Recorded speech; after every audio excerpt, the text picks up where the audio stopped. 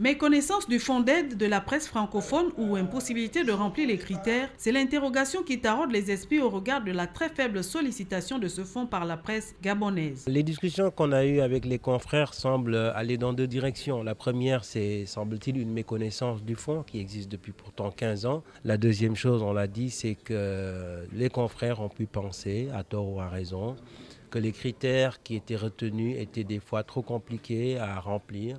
Et sur ce point, nous les avons rassurés en leur disant qu'il s'agit d'étudier les dossiers au cas par cas. Pour les responsables d'entreprises de presse locale, les travaux de cette 25e commission seront d'un grand apport. Ce n'est qu'une satisfaction pour nous de savoir que l'OIF a décidé de venir à Libreville présenter le fonds aux responsables de presse que nous sommes.